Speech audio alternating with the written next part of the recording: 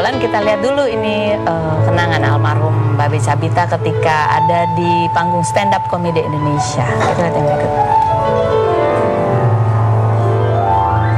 Holiday itu, wah itu perginya ada yang macam-macam ya kan. Ada yang suka pergi sama pacar ya kan. Ada yang pergi sama teman-teman ya kan. Ada juga yang pergi selama-lamanya. Ya, namanya kita umur gak ada yang tahu gitu ya kan. Tiba-tiba lagi liburan gitu kan, sudahlah gitu. Macam-macam gitu. Lebar-lebar gitu. Gimana penampilan aku malam ini? Wih, udah kayak Bunda Dorce belum? Ini gaya-gayaan ya kan. Wah, udah 4 besar. Di make-upin, di dandanin ya kan. Rambut dipirang-pirangin ya kan. Bulu ketek pun di bleaching. Paling keren menurut aku pesawat apa sekarang? City. Murah tapi mengangkat unsur kebudayaan. Itu pramugarinya pakai pantun. Pernah lihat? Aku pertama kali naik City, tiba-tiba di speaker ada suara gitu. Bang Tatang matanya juling. Selamat datang di City. Coba kalau yang naik misalnya si Johan Juling itu kan.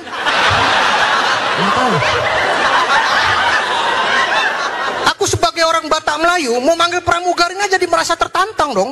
Ya kan? Ada martabak isi kedondong. Mbak sini dong. Itu aku jurinya.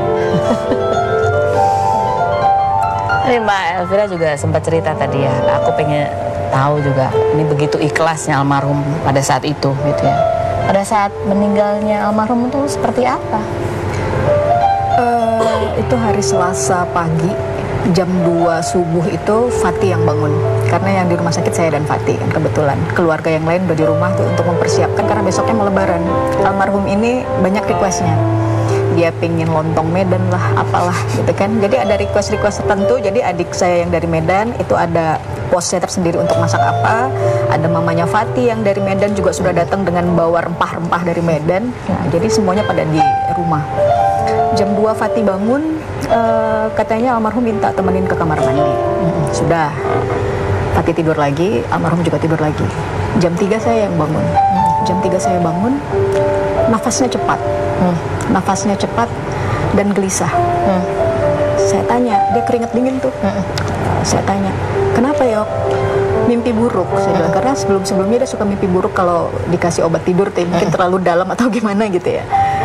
Mimpi buruk, mimpi apa? Dia nggak jawab. Kenapa Yok? Lihat apa? Saya sampai tanya tuh, kenapa Yok? Lihat apa? Kenapa? Dia nggak respon, hanya nafasnya cepat, gelisah, balik sana, balik sini. Akhirnya saya bangunin Fatih.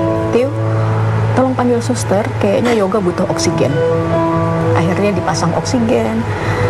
Fatih di sebelah kiri beliau, saya di sebelah kanan beliau.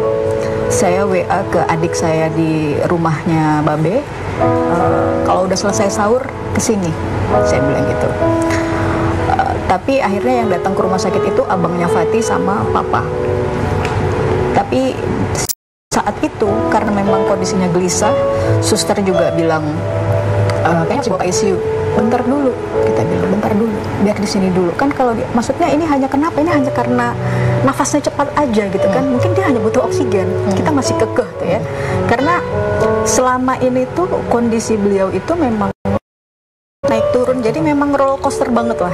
Jadi kita tuh memang berpikir ya ini drop seperti biasa lah, dan bakal baik lagi ketika sudah dikasih oksigen atau ditambah infusan dan lain-lain lah. Kita berpikir seperti itu. Akhirnya Fatih mulai mentalkinkan, ayo baca la ilaha illallah astagfirullah, gitu. Mulai gitu. Saya mulai baca Yasin. Saya baca Yasin, almarhum itu sempat peluk ke Fatih. Meluk ke Fatih. Setelah itu berbalik ke saya juga, peluk ke saya. Setelah itu sudah, tapi masih gelisah. Sampai akhirnya setelah subuh, jadi kita sempat tahajud dulu, malam itu gantian. Sempat tahajud dulu, sempat sahur, sempat subuh. Setelah sholat subuh, akhirnya kata suster, saturasinya menurun, nadinya melemah, gitu kan ya. Kita harus bawa ke ICU. Oke, kita bilang, kita bawa ke ICU. Itu sekitar jam 6, sekitar jam 6 kita bawa ke ICU. Sampai di ICU, dokter ICU-nya malah bilang, kenapa dibawa ke sini? Karena ini kondisinya sudah menurun sekali, kata dokternya seperti itu. Terus saya bilang, ya mungkin ini SOP-nya ya. Saya bilang, mungkin ini SOP-nya dok, karena suster minta ini harus bawa ke sini, gitu kan ya. Terus Fatih dikasih form yang untuk tanda tangan itu kan, apa yang harus dilakukan. Saya tanya lagi, ini apa dok? Kalau CPR kita oke lah ya, kita tahu. Setelah itu ada induksi dan ventilator. Bedanya apa? Saya tanya. Ventilator itu mesinnya, induksi itu selang yang dimasukin. Berarti kan ini sepaket dong. Iya. Tidak harus dipisahkan gitu kan. Oh nggak usah, saya bilang gitu. Kalau memang kondisinya itu, maksudnya dengan kita pakai ventilator pun yang bekerja adalah mesin, lebih bagus tidak usah. Akhirnya CPR pun itu bisa apa namanya patah kan, kerusuk ya, paru-paru bisa patah. Jadi saya bilang nggak usah. Akhirnya kalau boleh satu aja dari kami boleh masuk, saya bilang gitu. Boleh satu masuk Fatih. Habis itu saya masih tetap ngobrol sama dokternya di luar. Kondisinya yang sebenarnya gimana? Kondisinya menurun, nadinya melemah. Oh oke, udah nggak apa-apa. Saya bilang gitu. Akhirnya dokternya masuk, terus dia keluar lagi. Boleh mbak, masuk aja, katanya gitu. Akhirnya kita berdua tuh di dalam ICU, saya sama Fatih. Terus, tapi kondisinya sudah apa ya? Tenang, jauh lebih tenang. Jadi kalau tadi di ruang rawat inap itu masih gelisah, balik sana balik sini, di situ sudah tenang, hanya tiduran aja.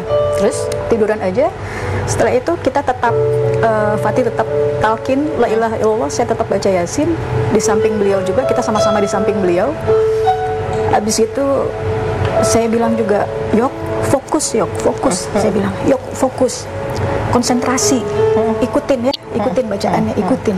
Kita cuma bilang gitu. Fatih sempat bilang, sakit ya yang, katanya, sakit ya yang, sabar ya, ikhlas ya, kita sama-sama yuk baca ini, kata Fatih. Terus dia sempat tuh ngikutin, sempat kita ngelihat kan, walaupun pakai oksigen kelihatan ya, dia sempat ikut gerak mulutnya. Iya, la ilaha illallah, sampai akhirnya air matanya netes dan udah hilang begitu saja. Kita sendiri bahkan tidak sadar almarhum sudah nggak ada.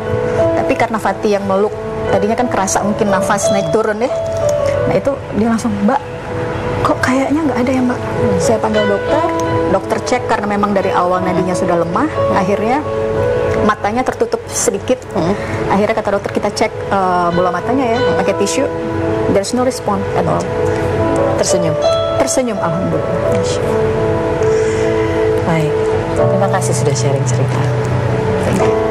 Ada lagi satu teman saya mau bersharing cerita. Kemarin sempat membagikan kisahnya tentang anak yang mengalami pulang itu dalam kondisi mengeluh, ada yang sakit di bagian organnya gitu ya. Ada Isa Bajai, kita lihat dulu profilnya berikut ini.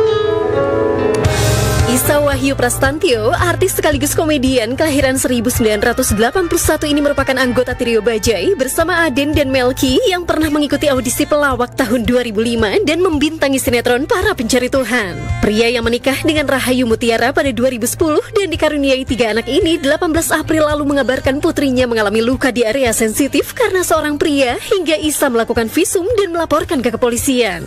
Namun 3 hari lalu ia memposting foto bersama pelaku yang sudah meminta maaf dan mengaku tidak sengaja menabrak putrinya hingga Isa mencabut laporannya.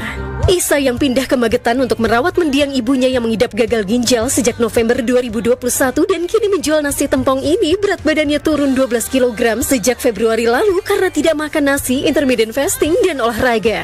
Benarkah Isa masih kesal karena tidak ada CCTV di lokasi kejadian? Dan apa tanggapannya mengenai netizen yang menduganya sakit karena dianggap terlalu kurus? Saksikan kisah selengkapnya hanya di Rumpi No Secret. Baik, kita sekarang sudah bersama dengan Isa Bajai. Ini kemarin ada postingannya ya. Ini juga, aduh aku sampai nggak tega gitu juga. Mikirnya udah kemana-mana ya. Kita baca dulu postingannya coba. Ini ya, aduh kecil amat tulisannya. Bukan. Ini yang ini bu. Ya, itu postingan Nyonya. Oh, ini tulisan dari Nyonya ya, yang cerita anaknya ya pulang tiba-tiba mengeluh sakit gitu ya. Iya. Mengeluh sakit di bagian apa sih organ wanita, apa sih istilahnya di bagian itunya gitu kan. Ini kalau buat orang tua di anak mengeluh begitu tuh pasti kan panik kaget. Wah, udah nggak karuan. Dia nangis saat ditanya. Kan kakaknya ngadu datang itu, bunda ayah itunya ceria berdarah. Jadi begitu dilihat sama istriku, ya udah beneran berdarah. Jadi langsung panik, saya tanya kenapa ini, kan bisa kayak begini gitu, ditendang di alun-alun di basket katanya gitu. Ya udah saya ajak saya ke sana nyari, tunjukin ke ayah mana orangnya gitu. Udah nggak ada, udah pulang katanya. Kamu kan sempat posting nanya kalau ada CCTV atau ada yang memberi informasi. Akhirnya ketahuannya gimana? Jadi ketawanya itu kan kakak-kakaknya melihat bahwa terduga ini kan yang terakhir di situ sama ceria itu. Cuma langsung pergi ketika kakaknya lihat. Oke. Dan itu kata ucapan pertama yang diucapin ceria saat itu ke kakaknya, pasti kan nangis tuh. Posisinya katanya, omnya jahat gak minta maaf. Oh. Jadi anak saya umur 4 tahun ngomong gitu pertama kali. Omnya jahat gak minta maaf, sampai ketika omnya itu pergi naik motor, itu anak saya yang paling gede teriak, woi kok gak minta maaf gitu. Tapi dia nggak balik, nggak berhenti? Nggak balik saat itu. Jadi dari keterangan anak saya yang 2 itu bahwa dia nganter anak basket, jadi dicari setelah itu. Jadi mengerucut ke satu pelaku itu. Tapi di CCTV nggak kelihatan? Nggak ada CCTV, nggak ada saksi. Akhirnya bisa ketemu orangnya? Orangnya itu di hari keberapa itu datang ke warung saya. Kebetulan sebelum orang ini datang itu udah ada pihak kepolisian yang menyampaikan kayak foto, bener orang ini nggak sih yang dilihat sama anak-anak kamu gitu. Jadi polisi udah datang di warung, orang itu ke warung gitu. Jadi ketika saya ditemuin sama beliau ini, saya udah kayak takut marah, takut ntar malah aku berbuat ngawur, salah. Pak, udah mending langsung aja ke polisi, mumpung polisi ada di sini. Oke. Seperti apa dan apa sebetulnya yang dilakukan gitu ya? Dan bagaimana kondisi ceria sekarang ya? Setelah yang berikut ini jangan kemana-mana, tetap di Rumpi.